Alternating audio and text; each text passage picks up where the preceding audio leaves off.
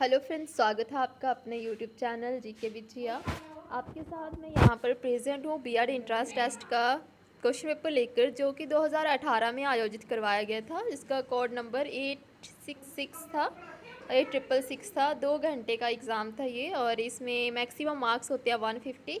तो ये जो हमारा प्रीवियस ईयर पेपर होता है, हमें पता चलता है कि जो अभी एंट्रांस होगा उसमें किस तरह के क्वेश्चंस होंगे, किस किस पोर्शन से कितना कितना क्वेश्चन पूछे जाते हैं, अटेम्पटेशन का पता चल जाता है। तो आपसे रिक्वेस्ट है कि आप वीडियो को पूरा देखें और अपने इंट्रेंस टेस्ट की जो भी तैयारी कर रहे हैं प्रीवियस ईयर क्वेश्चन पेपर ज़रूर देखें। आपको हेल्प मिलेगी ही मिलेगी अगर आप प्रीवियस ईयर क्वेश्चन पेपर देखते हो। तो चलिए आज का स्टार्ट करते हैं। और एक बात ये है कि इसमें हमारी सभी क्वेश्चन कंपलसरी ही समझो, क्योंकि नेगेटिव मार्किंग नहीं होती है। तो आप सभी क्वेश्चंस अटैम्प्ट किया करो अगर नेगेटिव मार्किंग नहीं है। तो चलिए स्टार्ट करते हैं आज का क्वेश्चन पेपर। तो इसमें फर्स्ट क्वेश्चन है 2018 का जो बीएड का एंट्रेंस टेस्ट हुआ था। तो इसमें फर्स्ट क्वेश्चन है which of the following is manmade lake. तो गोविंद सागर इसका करेक्ट आंसर रहेगा। ऑप्शन यहाँ से सी, गोविंद सागर। सेकेंड है how many international airports are in Himachal Pradesh. Generally देखा जाए तो हिमाचल प्रदेश में 3 एयरपोर्ट्स है, जो कि गग्गल, जुब्बरहट्टी और भुंतर कुल्लू में स्थित है। जबकि इंटरनेशनल एयरपोर्ट एक भी नहीं है। तो ऑप्शन सी इस तरह से करेक्ट आंसर रहेगा इस क्वेश्चन का। नेक्स्ट देख लेते हैं, इन विच ईयर कालका Shimla railway line was ready. तो इसका आंसर हमारे पास ऑप्शन बी रहेगा। 1903 में ये बनकर तैयार हुई थी और 1906 में पहली रेल चली थी यहाँ पर। और उसके बाद है Kullu is famous for which festival. तो कुल्लू किसके लिए फेमस है? दशहरा। कुल्लू दशहरा फेस्टिवल के लिए फेमस है, ऑप्शन डी। नेक्स्ट है one did Kangra experience devastating earthquake. तो अर्थक्वेक कब आया था? सबसे खतरनाक जो कांगड़ा में आया था, तो ये आया था तबाही मचाने वाला भूकंप कांगड़ा में 4 अप्रैल 1905। ऑप्शन सी इसका सही आंसर रहेगा। आगे आगे चलते हैं। यहाँ से क्वेश्चन नंबर 6 है, which out of the following is state flower of Himachal Pradesh. तो ऑप्शन ए रहेगा यहाँ से पिंक रोडोडेंड्रॉन। यहाँ से गुलाबी ब्रांच इसका सही आंसर होगा। नेक्स्ट चलते हैं। नेक्स्ट है यहाँ पर क्वेश्चन नंबर, पिक थोड़ी ब्लर है बट देखते हैं। When was Himachal road transport corporation formed. तो इसमें सही आंसर रहेगा ऑप्शन सी, इन 1974। नेक्स्ट है हमारे पास, in ancient times Kangra was known by which name. तो कांगड़ा को पुराने समय में प्राचीन काल में किस नाम से जाना जाता था? नगरकोट के नाम से जाना जाता था, ऑप्शंस के अकॉर्डिंग यहाँ पर। नेक्स्ट चलते हैं। नेक्स्ट है क्वेश्चन नंबर 9। क्वेश्चन नंबर पूछा झांझर हिमाचल प्रदेश के किस जिले का लोक नृत्य है। तो ये है चंबा डिस्ट्रिक्ट का लोक नृत्य, ऑप्शन बी यहाँ से सही होगा। नेक्स्ट है who is the present chief justice of Himachal Pradesh, Himachal high court. तो हाई कोर्ट अगर एस्टेब्लिशमेंट देखें तो 1971 में हुई थी। और आप इसका आंसर, अभी ये करंटली का पूछा गया तो आप करंट का ही बताओगे, इसमें से ऑप्शन कोई भी नहीं अभी मैं आपको बताऊंगी। तो यहाँ से है, where is the Parshuram lake is situated in Himachal. तो यहाँ पर परशुराम लेक पूछा गया है। तो इन्होंने क्वेश्चन ये कुछ गलत लगता है, क्योंकि या तो ऐसे पूछा जाना चाहिए था कि परशुराम लेक का संबंध किससे है, तब तो ऑप्शन बनता था कि रेणुका से, क्योंकि जो रेणुका जी थी परशुराम की मदर थी। और अब पूछे कि परशुराम लेक सिचुएटेड इन कहाँ पर स्थित है। तो इसका सही आंसर मेरे अकॉर्डिंग ए ही होना चाहिए, क्योंकि इनका क्वेश्चन ही मुझे गलत लग रहा है ये। अगर फिर किसी को पता है इसका तो वो मुझे कमेंट सेक्शन में ज़रूर बताएं। नेक्स्ट हमारे पास 12th क्वेश्चन कि longest river of Himachal Pradesh. तो हिमाचल प्रदेश की सबसे लंबी नदी है सतलुज नदी, जिसकी की लंबाई टोटल जो हिमाचल प्रदेश में कवर करती है that is the 320 kilometre. And next question है which is the highest peak in Himachal Pradesh. तो हाईएस्ट पीक हिमाचल प्रदेश में शिला है, जिसकी हाइट है हमारे पास 7026 मीटर। और प्रेजेंट कहाँ पर है ये? प्रेजेंट है हमारे ये किन्नौर डिस्ट्रिक्ट में हिमाचल प्रदेश की। तो ऑप्शन ए यहाँ से सही रहेगा। चलिए आगे देखते हैं। आगे है क्वेश्चन हमारे पास कि हिमाचल में निम्नलिखित में से किसे राज्य मेला घोषित किया गया है। तो राज्य मेला घोषित किया गया है शिवरात्रि मेला को, जो कि मंडी में लगता है और अजवर सेन ने इसे स्टार्ट किया था 1526 ईस्वी में। And 15th question is new year festival in upper Kinnaur is called. तो जो नए साल की सेलिब्रेशन होती है अपर किन्नौर में, उसे लोसर कहते हैं। ऑप्शन ए यहाँ से सही होगा। नेक्स्ट है हमारे पास कि haemophilia. Haemophilia is a disease of. तो ये ब्लड से रिलेटेड डिसीज़ है हमारी यहाँ पर हीमोफीलिया, और इसमें ऑप्शन बी होगा यहाँ से सही आंसर। आगे हमारे पास the term global warming means, तो ग्लोबल वार्मिंग का मतलब क्या होता है, हमारे पास मतलब होता है कि generally increase in the temperature due to carbon dioxide. तो according to me there answer D is the right, rise in temperature due to carbon dioxide. तो the term global warming means rise in temperature due to carbon dioxide. Option D यहाँ से सही होगा। आगे है which is the largest India's largest saline water lake. तो largest saline water lake है Chilka lake, जो कि उड़ीसा में प्रेजेंट है। नेक्स्ट क्वेश्चन यहाँ पे कि हिमाचल में निम्नलिखित में से किसे, अच्छा ये तो हमारा हो गया अभी। नेक्स्ट है यहाँ पर कि सेरीकल्चर मीन, तो सेरीकल्चर का मीन क्या है, कीट कोश कीट पालन से अभिप्राय है। Art of the silk worm breeding, option C. रेशम के कीड़ों के जनन का तरीका सिल्क वॉर्म सेरीकल्चर कहलाता है। नेक्स्ट है 20th की यहाँ पर है पूछा गया who give recognition to political party in India. तो यहाँ से ऑप्शन डी होगा इलेक्शन कमीशन, यहाँ से चुनाव आयुक्त है, वो राजनीतिक दलों को मान्यता प्रदान करता है भारत में। आगे है the chief justice of high court in the India is appointed by. तो चीफ जस्टिस है जो हाई कोर्ट के, वो प्रेसिडेंट ऑफ इंडिया के द्वारा अपॉइंट किए जाते हैं। आगे है यहाँ से नेक्स्ट क्वेश्चन भी है हमारे पास प्रेजेंट कि earn while you learn scheme was launched by. तो यहाँ से जो ये योजना है ये प्रारंभ करवाई मिनिस्ट्री ऑफ टूरिज्म के द्वारा, पर्यटन मंत्रालय द्वारा earn while you learn scheme launch की गई थी।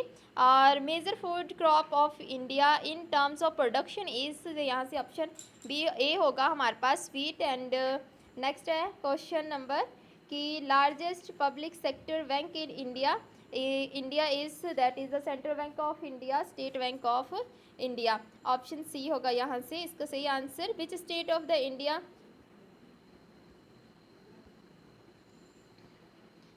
तो यहाँ से देखते हैं अभी 25वां क्वेश्चन है 11 अक्टूबर 2016 को भारत के कौन से राज्य ने 21 नए जिले बनाए थे। तो इसका आंसर होगा तेलंगाना, यहाँ से option C. The name of the present RBI governor, तो यहाँ से ऑप्शन के अकॉर्डिंग नहीं होगा क्योंकि ये 2018 का है।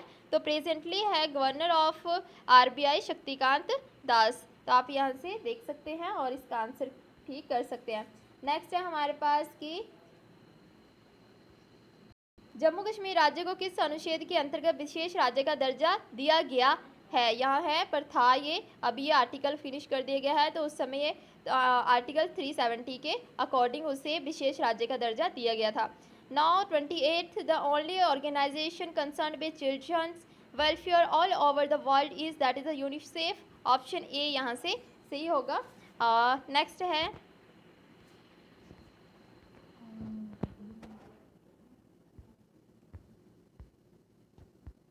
नेक्स्ट क्वेश्चन है हमारे पास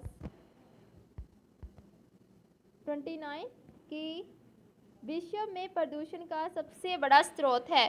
तो विश्व में प्रदूषण का सबसे बड़ा स्रोत है हमारे पास option D sewage and garbage. And यहाँ से 30th है कि who is the president of USA. तो सभी को पता है इसके उस 2018 में थे डोनाल्ड ट्रंप, परंतु प्रेजेंटली है जियो बाइडेन। शत्रु शब्द का समानार्थक शब्द है, यहाँ से ऑप्शन यहाँ से सी होगा बैरी। आगे है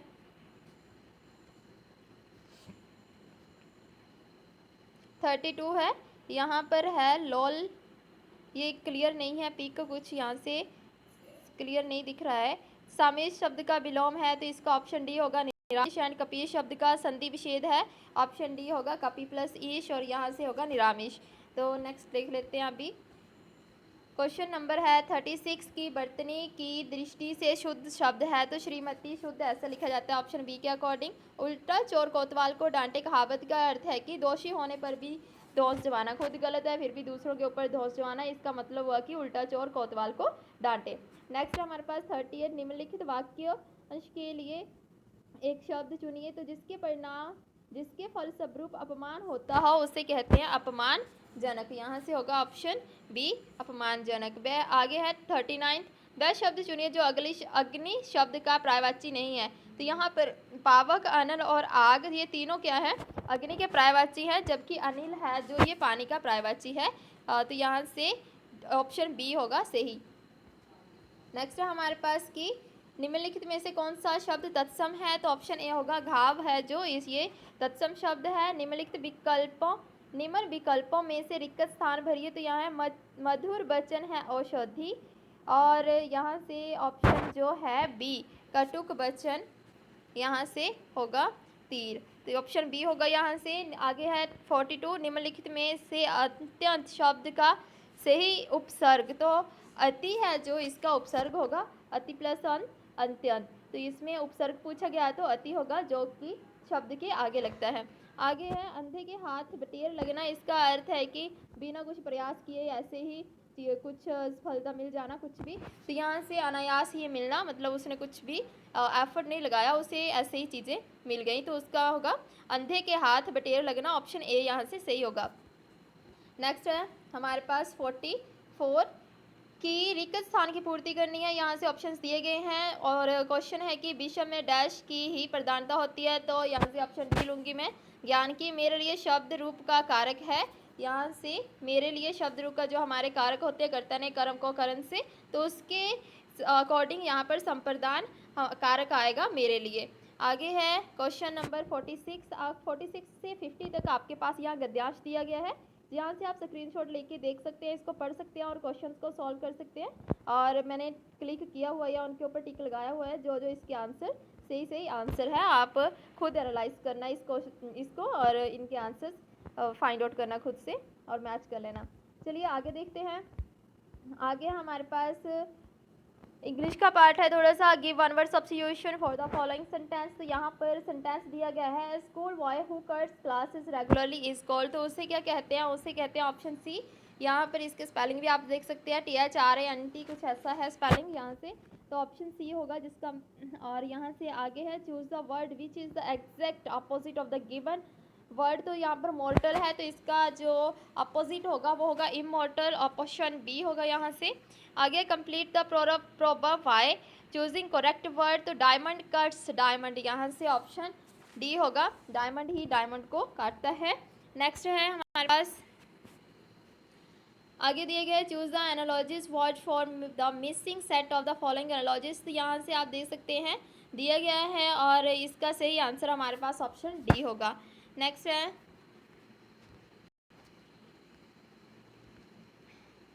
56 में पूछा गया है कि कौन सा स्पेलिंग रॉन्ग है यहाँ पर, तो यहाँ से आप देख सकते हैं कि ऑप्शन ए, बी और डी ये सारे स्पेलिंग राइट हैं, जबकि अपॉर्चुनिटी के स्पेलिंग रॉन्ग है यहाँ पर, तो यहाँ से ऑप्शन सी होगा, यहाँ से गलत यहाँ पर लिखा हुआ है जो। नेक्स्ट है 56 है maybe you should start at John to reach the station in time, यहाँ से ऑप्शन सी होगा। आगे है यहाँ से कि आपको क्या करना है,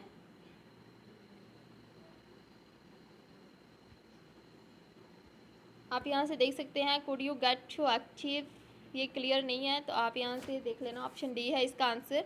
नेक्स्ट है select the right one out of the 4 passive, यहाँ से जो भी दिया गया है, तो यहाँ से बोला एक्टिव पैसिव फॉर्म में कन्वर्ट करना है, तो इन्फॉर्म द पुलिस, तो इसको चेंज करना है, तो यहाँ से ऑप्शन बी होगा let the police be informed, option B. आगे है हमारे पास, चलते हैं 59 select the correct choice out of the 4 alternatives for changing the following sentence into the interrogative form, तो आपके पास यहाँ पर जो सेंटेंस है वो दिया गया है nobody would like to be called a fool, तो यहाँ से ऑप्शन बी होगा would nobody like to be called a fool। Next है choose the word which best expresses the meaning of the given word, तो यहाँ से इसका दिया गया हॉट का होगा स्टोर, सॉरी, यहाँ से ऑप्शन सी होगा। नेक्स्ट है अपोजिट मीनिंग हारमोनी का, तो यहाँ से होगा option C discard. And next है 62 he dash the party before she reached, तो यहाँ से होगा he had left the party before she reached. आपने इंग्लिश ग्रामर अच्छी तरह से कर लेनी है एग्ज़ाम के लिए, आपको काफ़ी हेल्प मिलेगी इससे। आगे आप देख सकते हैं कि इंग्लिश का पैराग्राफ दिया गया है यहाँ पर कॉम्प्रीहेंशन का, इसमें भी आपने like as Hindi read out करना है, और यहाँ से जो क्वेश्चंस पूछे गए हैं आपने पैरा में से खुद अंडरस्टैंड करके लगाने हैं, तो मैंने यहाँ पर वैसे क्लिक किए हुए हैं कि कौन कौन से आंसर है इसके। You can do by taking the screenshot here, यहाँ से आप देख सकते हैं स्क्रीनशॉट लेके आप क्वेश्चंस को सॉल्व कर सकते हैं। नेक्स्ट है हमारे पास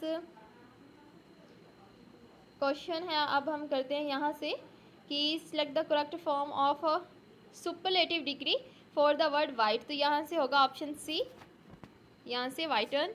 एंड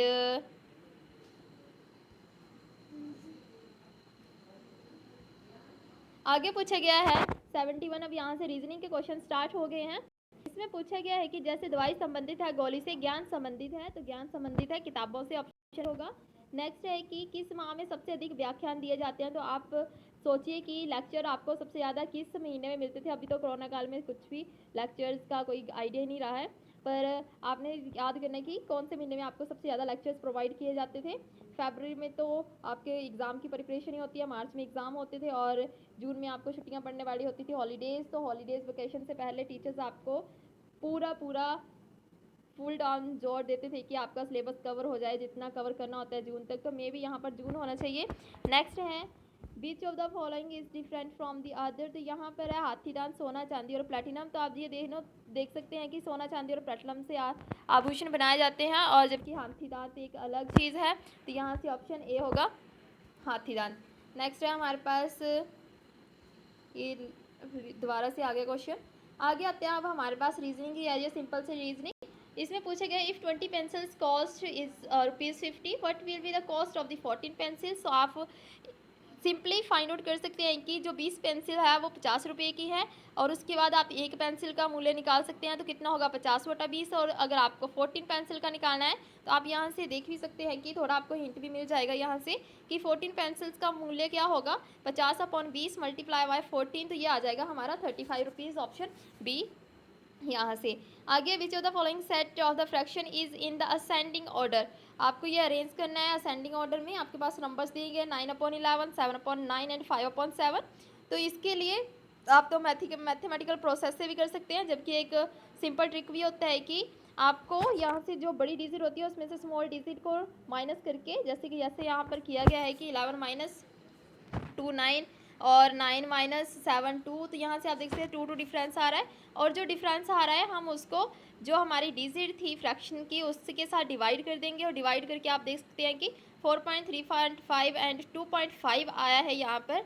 तो जो 4.5 है वो सबसे बड़ी डिजिट है, और उससे छोटी है 7/2, उससे छोटी है 5/2, क्योंकि बेस सेम हो गया है अब। तो यहाँ से जो ऊपर बड़ा होगा वही टर्म्स बड़ी होंगी। तो इस तरह से असेंडिंग ऑर्डर हमारा यहाँ से आ रहा है 5/7 और 7/9 and 9/11। So option C is right here. आगे हमारे पास question a man travel 12 kilometre distance towards west, then 3 kilometre towards south and 8 kilometre towards east. I think यहाँ ईस्ट ही लिखा है, हाँ यहाँ पर ईस्ट ही है।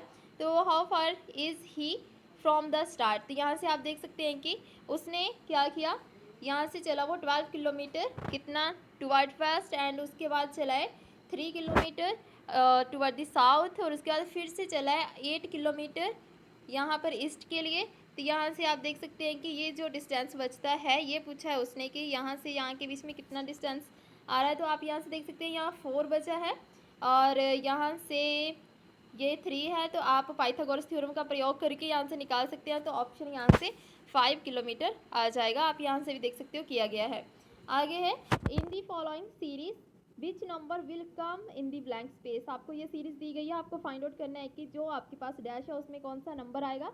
तो आप यहाँ से देख सकते हो कि जो ये सीरीज बनाई गई है इसमें कौन सा डिफरेंस है, 0.4 का डिफरेंस है। तो आप माइनस करोगे तो हमारे पास ऑप्शन डी आएगा 4.6। नेक्स्ट है put the value of x in the following. तो ये भी आपको फॉर्मूला आता ही है कि जो हमारी जो आउटर टर्म्स होती हैं उनको मल्टीप्लाई करते हैं और इक्वल टू रखते हैं मिडल टर्म्स की। तो ऑप्शन हमारे पास बी आ जाएगा 78। आप देख सकते हैं यहाँ से सॉल्व आउट किया गया है। आगे है हमारे पास if the difference between the Shyam and Ram's is difference between the Shyam and कौन है यहाँ पर और Ajay is if the total of the Ram and Ajay is 48, what is the Shyam is। तो आप अकॉर्डिंग टू क्वेश्चन स्टेटमेंट बना सकते हैं Ram minus Shyam is equal to Shyam minus Ajay. और यहाँ से इसको जो सॉल्व करके जैसे ये बनाया Ram minus Shyam is equal to Shyam minus Ajay. तो दोनों का जो योग है क्वेश्चन में बताया गया है 48 है। जब आप इसको सॉल्व आउट करेंगे तो आपके पास आ जाएगा यहाँ से ये इस तरफ आके पॉजिटिव हो जाएगा राम प्लस अजय, और ये इधर जाके पॉजिटिव हो जाएगा। तो ये हो जाएगा 2 श्याम। तो यहाँ से 48 प्लस 2s लिखा है, तो s की एज ही हमें निकालनी है, तो वो हो जाएगी 24। आगे मिसिंग टर्म का क्वेश्चन है यहाँ पर। तो मिसिंग टर्म आपको फाइंड आउट करनी है। रिक्त स्थान के लिए सही उत्तर चुनिए। तो आपको क्या करना होता है, या तो एडिशन करना होता है, या सब्ट्रैक्शन करना होता है, या फिर मल्टीप्लिकेशन करना होता है। पर यहाँ पर आप देख सकते हो कि अगर हम एडिशन करते हैं तो हमको क्या मिलता है, 60 मिलता है। यहाँ से 25 plus 25 plus 10 is equal to 60। यहाँ से 15 प्लस 30 इज आल्सो 60। तो आगे दिया गया है 15 25 और डैश दिया गया है, तो यहाँ पर भी 60 होना चाहिए। तो 60 बनाने के लिए हमारे पास यहाँ से ऑप्शन कौन सा आना चाहिए, ऑप्शन डी आना चाहिए, ऑप्शन बी और डी। तो यहाँ पर 20 आंसर होगा यहाँ पर इस क्वेश्चन का। नेक्स्ट है कि अब फिर से वही पूछा गया है कि सबसे बड़ी भिन्न कौन सी है। तो आप वही फॉर्मूला अप्लाई करके यहाँ से फाइंड आउट कर सकते हैं, और यहाँ पर ऑप्शन डी होगा 8/9। ये रीजनिंग चले हुए हैं आपके, तो आपने रीजनिंग अच्छे तरीके से कर लेनी है, और सिंपल सी रीजनिंग ही पूछी जाती है एग्जाम में। आगे ये क्वेश्चन ये आपके पास स्टेटमेंट दी गई है, आपको देखना है कि इनमें से इनका यूज़ करके कौन सा लेटर नहीं बन रहा है। तो ऑप्शन यहाँ से डी होगा, लोशन नहीं बन रहा है। बाकी सारे शब्द जो लिखे गए हैं, ये सारे शब्द जो आपको दिया गया है लेटर, इसमें प्रेजेंट है। तो लोशन नहीं प्रेजेंट है, बिकॉज यहाँ पर और 2 टाइम्स नहीं आया है, एक बार ही है। तो यहाँ से ऑप्शन डी इसका सही आंसर होगा।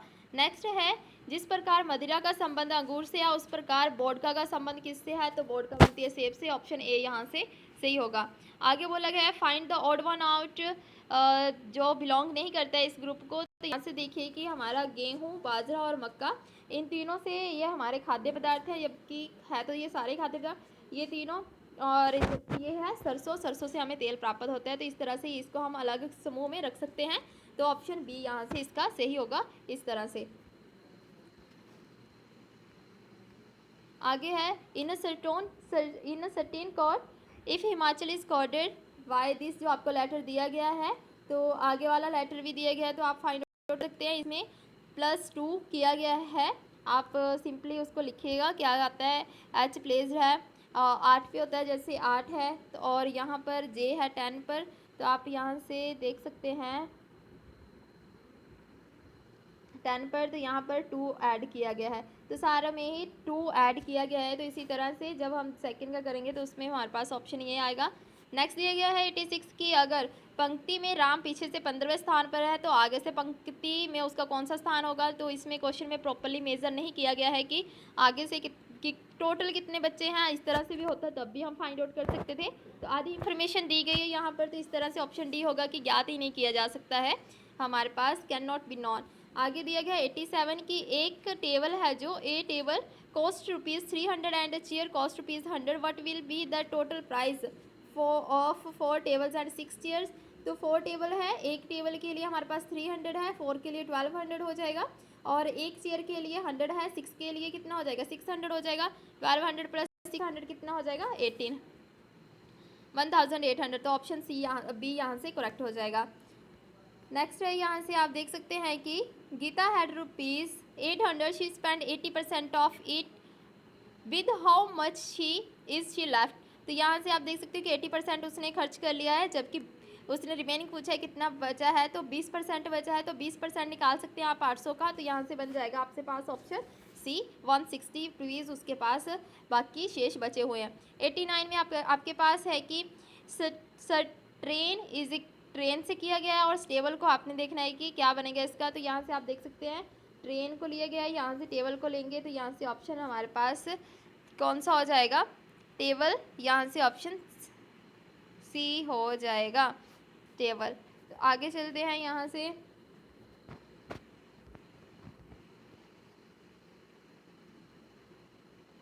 अब यहाँ से 90 क्वेश्चन है, 342 में से क्या घटाया जाए कि 8 से विभक्त हो जाए। तो ऑप्शन डी होगा, यहाँ से माइनस का आप डिवाइड करके देख सकते हैं। अब यहाँ से कमीशन और कमेटी से जो रिलेटेड क्वेश्चन आते हैं वो स्टार्ट हो रहे हैं 91 से। Navodaya school has been open for, तो ये किया गया था टैलेंटेड, जो हमारे प्रतिभाशाली ग्रामीण बच्चे होते हैं उनके लिए ये स्कूल ओपन किए गए थे 1985 और 86 में, राजीव गांधी सरकार के टाइम में। आगे है कि हमारे पास भारत में स्कूली शिक्षा की शीर्ष संस्था कहलाती है। तो स्कूली शिक्षा है जो NCERT है, जो कि एस्टेब्लिश हुई थी 1961 में। 93 है कि हमारे पास बर्दर स्कीम ऑफ एजुकेशन। तो बर्दर स्कीम ऑफ एजुकेशन है जो ये किसके द्वारा प्रपोज किया गया था, तो ये किया गया था MK गांधी, मोहन दास करमचंद गांधी जी के द्वारा किया गया था ये। और ये है जो हमारी स्कीम है, इसका जो सिद्धांत है महात्मा गांधी के अकॉर्डिंग वो है कि जो बताता है कि ज्ञान और कार्य अलग नहीं है, और इसी जो हमारी ये है बर्दर स्कीम योजना है, इसी को बुनियादी शिक्षा और नई तालीम इसी तरह के नाम दिए, बेसिक एजुकेशन इसी को ही कहा जाता है। 1937 में जो MK गांधी थे उन्होंने इस स्कीम को लॉन्च किया, प्रदर्शित किया था अपने न्यूज़पेपर में, जिसका नाम हरिजन न्यूज़पेपर था। और जो ऑल इंडिया एजुकेशन कॉन्फ्रेंस हुई थी वो हुई थी वर्धा में 22 और 23 अक्टूबर 1937 को। तो इस तरह से ऑप्शन बी का यहाँ से सही आंसर 93 का बी ऑप्शन सही होगा। आपको जो एक्स्ट्रा नॉलेज मैं प्रोवाइड करवा रही हूँ आप अपनी कॉपी पे नोट कर सकते हैं, क्योंकि क्वेश्चन से यही सही बनते हैं आगे पीछे से पूछ के। नेक्स्ट है कि education commission that was appointed after the independence is called. तो आफ्टर द इंडिपेंडेंस जो है कमीशन वो हुआ था यूनिवर्सिटी एजुकेशन कमीशन, जिसका कि major emphasis on the higher education था। और 1964 टू 60 जो हमारा है 66 वो था कठोरी कमीशन। तो यहाँ से एजुकेशन कमीशन का पूछा गया है इंडिपेंडेंस हाँ का, तो यहाँ से ऑप्शन बी होगा। आगे है कि हेडक्वार्टर ऑफ द CBSE। तो CBSE का हेडक्वार्टर सभी को पता है न्यू दिल्ली में है। आगे है क्वेश्चन यहाँ से कि मुदालियर आयोग की नियुक्ति की गई थी। तो मुदालियर आयोग की आयुक्ति की गई थी 1952 1953 में, और इसको सेकेंडरी एजुकेशन कमीशन के नाम से भी जाना जाता है। नेक्स्ट है कि शिक्षा व इससे जुड़े हुए पहलुओं की देखभाल कौन करता है, तो ये करता है MHRD मानव संसाधन विकास मंत्रालय, जिसका कि न्यू एजुकेशन पॉलिसी के अकॉर्डिंग जो अभी 2020 में की गई है, तो उसके अकॉर्डिंग इसका नाम अब एजुकेशन मिनिस्ट्री ऑफ एजुकेशन रख दिया गया है। तो आप देख सकते हैं कि जो MHRD है वो 15 अगस्त 1947 को फॉर्म्ड अप हुआ था, और 1985 में जब राजीव गांधी जी की सरकार थी तो उन्होंने इसका नाम बदलकर MHRD रख दिया गया था। जबकि जब 15 अगस्त 1947 में क्रिएट किया गया था तब ये मिनिस्ट्री ऑफ एजुकेशन ही था, ठीक है। और 1985 में जब जो सरकार थी राजीव गांधी की, उन्होंने इसका नाम रख दिया ministry of human resource and development. लेकिन अब फिर से जो हमारी न्यू एजुकेशन पॉलिसी आई है 2020, जो नरेंद्र मोदी सरकार के टाइम में अभी आई है रिसेंटली, उन्होंने फिर से इसका नाम बदल के मिनिस्ट्री ऑफ एजुकेशन रख दिया है, और जिसका कि हेडक्वार्टर हमारा न्यू दिल्ली में है। तो आप देख सकते हैं कि करंट एजुकेशन मिनिस्टर की अगर बात करें तो रमेश पोखरियाल है, और इस तरह से इसका आंसर इस क्वेश्चन में तो बी होगा। और अभी क्वेश्चन बन सकता है कि मानव संसाधन मंत्रालय का नाम बदलकर क्या रखा गया है, तो मिनिस्ट्री ऑफ एजुकेशन रखा गया है। आगे हमारे पास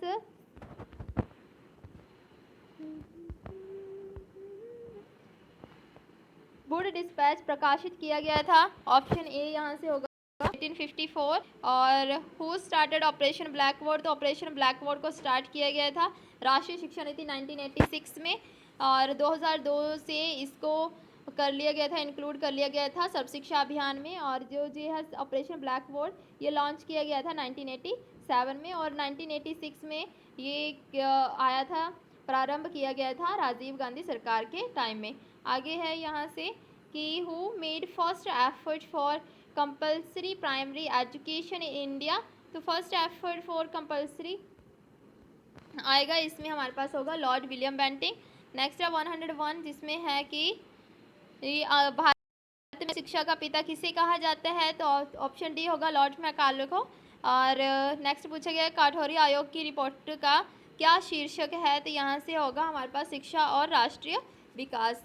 आगे है क्वेश्चन नंबर 103 की idea of the basic education. तो ये आपको मैंने अभी बताया है कि बेसिक एजुकेशन दी गई थी, जो यहाँ से है MK गांधी के द्वारा। जो हमारा बर्दर शिक्षा योजना है उसको ही बेसिक एजुकेशन के नाम से भी जाना जाता है। तो दो क्वेश्चन एक ही पेपर में बन गए यहाँ से।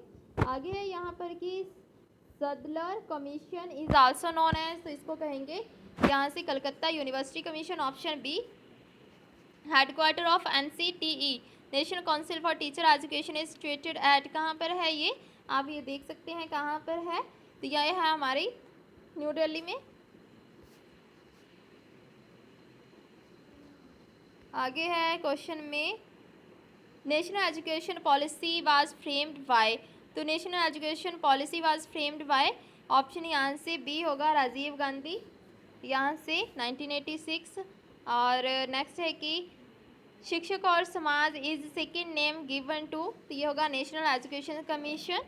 आगे है क्वेश्चन यहाँ से, national policy on education NPE 1986 was revised by, तो ये होगा हमारे पास ऑप्शन ए कि राममूर्ति आयोग के द्वारा ये संशोधित की गई थी। Which of the following is the first Indian university, तो फर्स्ट इंडियन यूनिवर्सिटी थी कोलकाता यूनिवर्सिटी।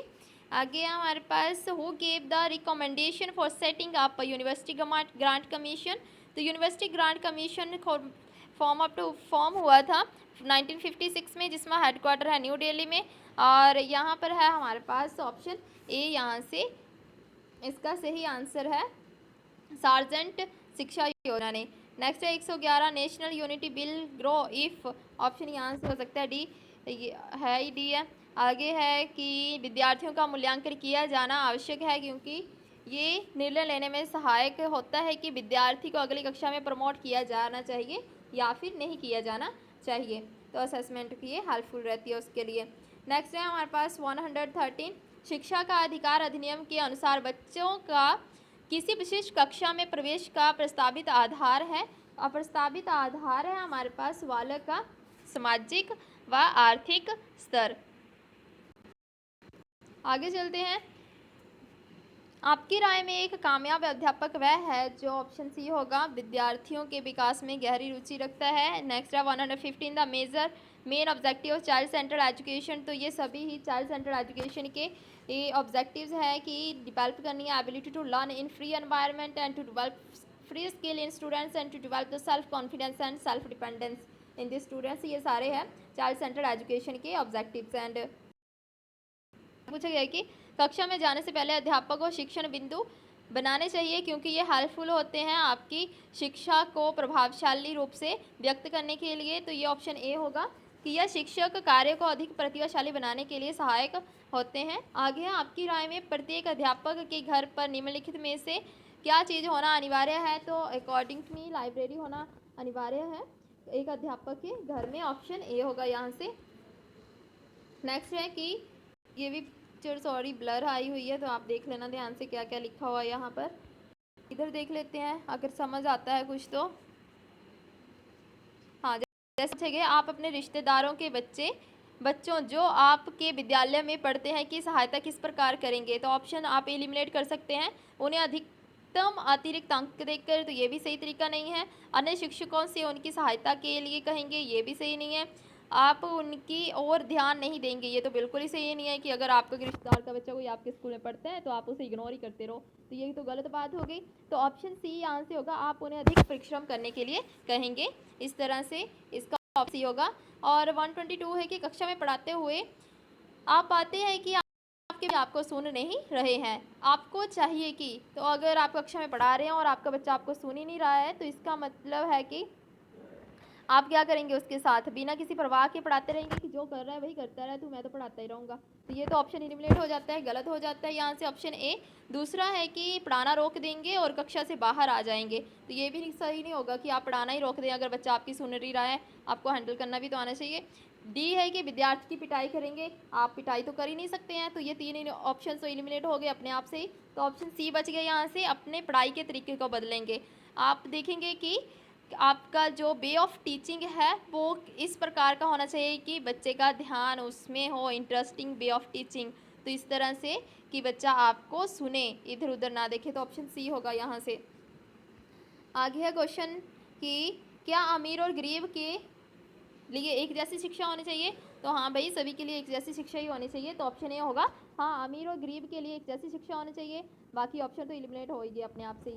नेक्स्ट है हमारे पास कि यदि आपके विद्यालय के कुछ अध्यापक एक अलग समूह बनाते हैं तो आप क्या करेंगे, हम क्या करेंगे, न्यूट्रल रहेंगे, क्या उनकी मर्जी है, समूह बनाते हैं, अगर अच्छा समूह नहीं है पहले देखेंगे किस तरह का समूह है, उस समूह के अकॉर्डिंग रिएक्ट करेंगे कि कैसा है। आगे है कि to improve the pass percentage of your student you require, यहाँ से ऑप्शन होगा C, hard travel and other teaching facilities.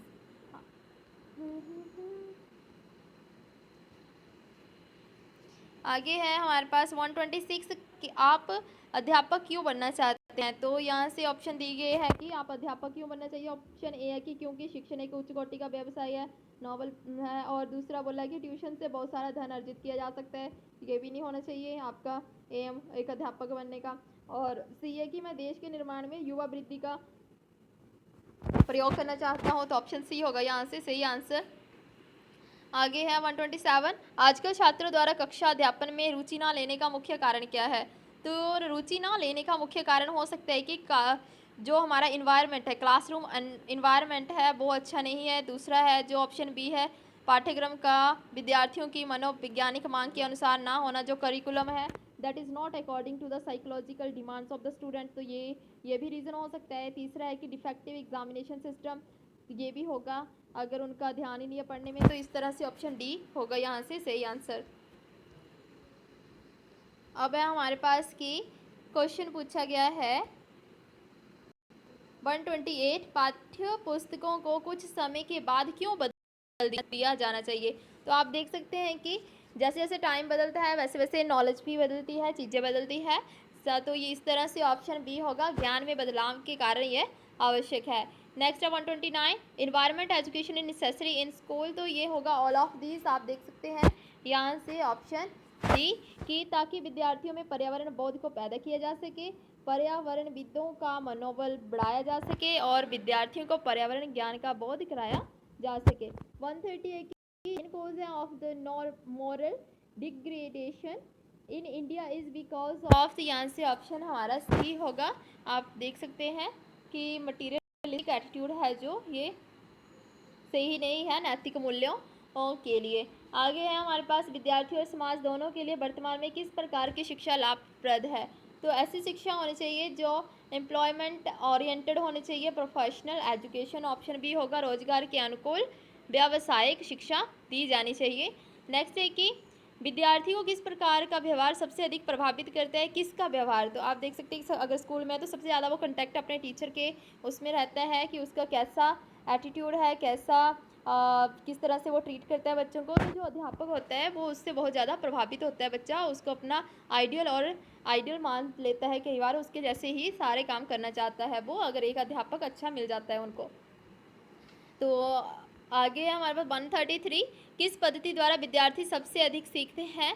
तो सबसे अधिक सीखते हैं जब वो खुद करते हैं चीज़ों को। तो ऑप्शन डी होगा।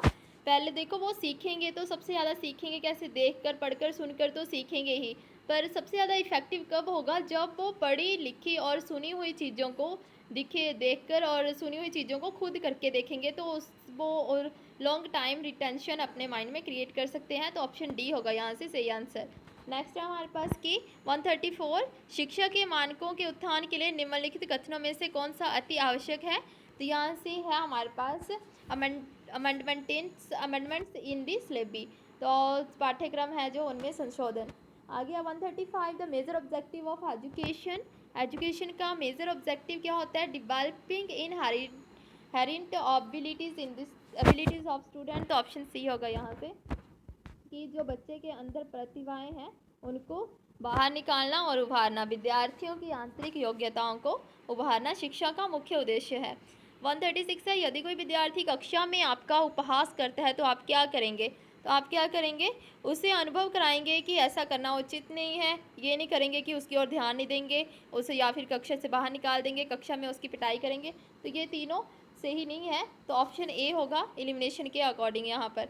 137 है कि all the teachers must reach school and the time, because ये क्या होता है, सभी अध्यापकों को विद्यालय समय पर पहुंचना चाहिए, क्योंकि एक तो अगर टीचर समय पर आ रहा है तो विद्यार्थी भी समय पर ही आएंगे, विद्यार्थी समय के महत्व को समझेंगे, और विद्यार्थी हैं जो उनमें भी अनुशासन की भावना आती है कि हमारा स्कूल में कितना डिसिप्लिन है, सभी टीचर्स टाइम टू टाइम आते हैं, तो उनको देख के सीखते हैं।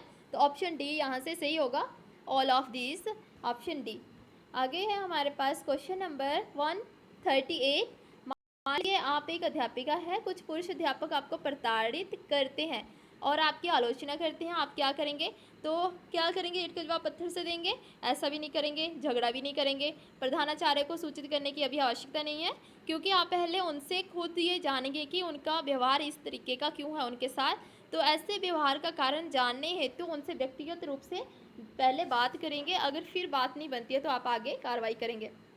नेक्स्ट है हमारे पास, मान लीजिए कि कोई विद्यार्थी कक्षा में आपके दृष्टिकोण को समझने में असक्षम है, तो आप क्या करेंगे?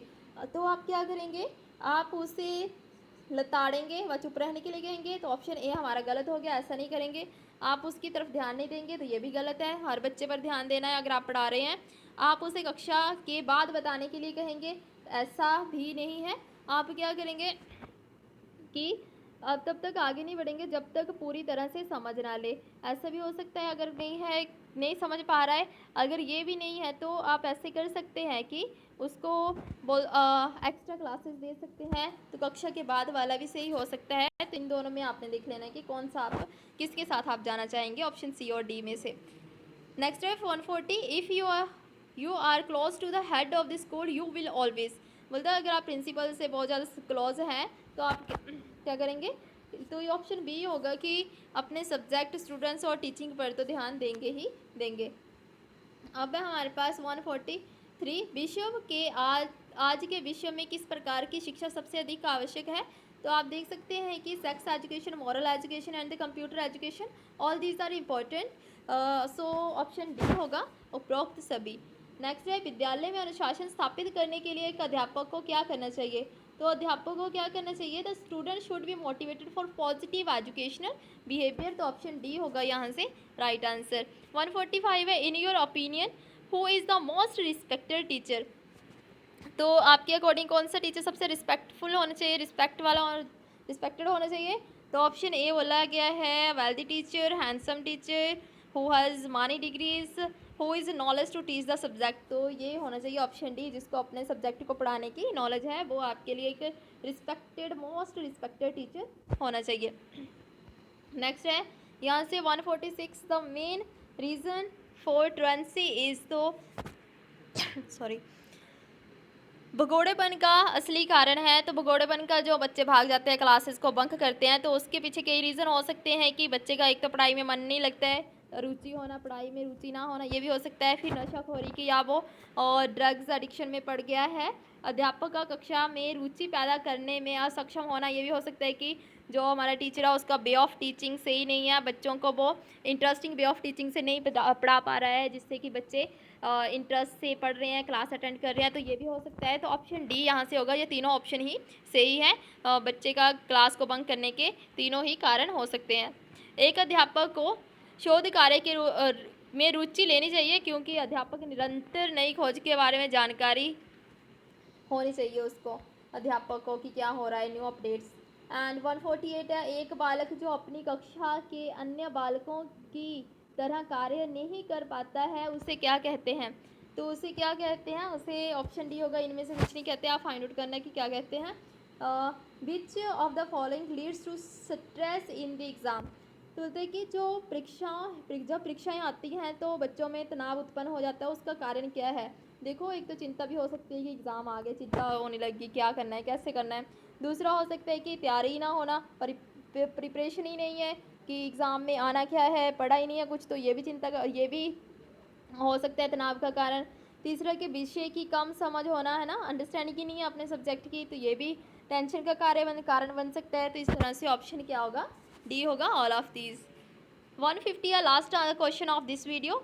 As a teacher you will give extra marks to those students.